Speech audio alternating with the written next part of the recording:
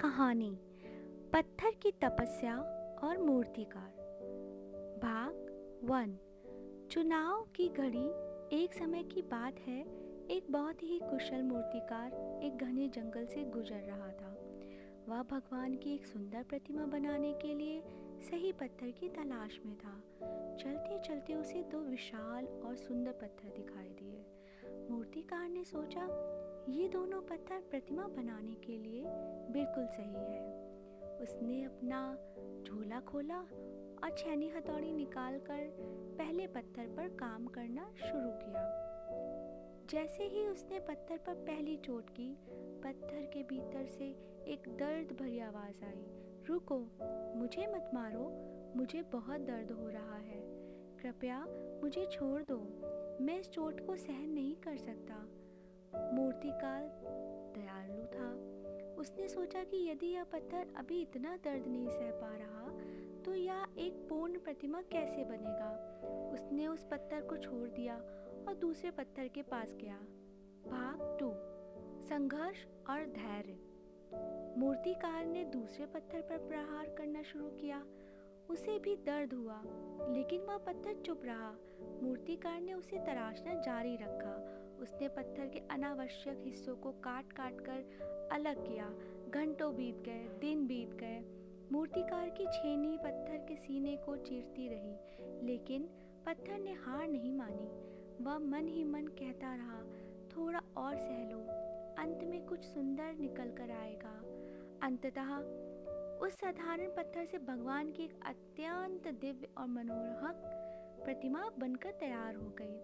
भाग 3। मंदिर की स्थापना। कुछ समय बाद गांव के लोग वहां से गुजरे। उन्हें वह प्रतिमा इतनी पसंद आई कि उन्होंने पास ही एक भव्य मंदिर बनवाने का निर्णय लिया। मूर्ति को पूरे सम्मान के साथ मंदिर के गर्भगृह में स्थापित किया गया। अब बात आई उस पहले पत्थर की जिसने चोट सहने से मना कर दिया था। गांव वालों ने सोचा कि मंदिर के बाहर नारियल फोड़ने के लिए एक पत्थर की जरूरत है। वे उसी पहले पत्थर को उठा लाए और मंदिर की सीढ़ियों के पास रख दिया। भाग 4। परिणाम का अंतर।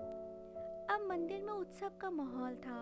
लोग दूर दूर से आते, सुंदर मूर्ति की पूजा करते, उसे हार फूल चढ़ाते और घी के दीपक जलाते। लेकिन जैसे ही वे बाहर निकलते, उसी पहले पत्थर पर जोर से नारियल पटकते।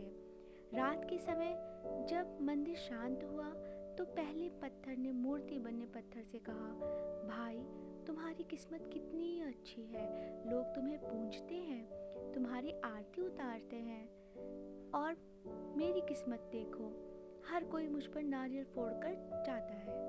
मूर्ति बने पत्थर ने मुस्कुराते हुए कहा, मित्र, जिस दिन मूर्तिकार तुम पर काम कर रहा था, अगर उस दिन तुमने थोड़ा सा दर्द सह लिया होता तो आज मेरी जगह तुम होते। तुमने उस वक्त आसान रास्ता चुना, इसलिए आज तुम्हें यह कठिन रास्ता मिला है।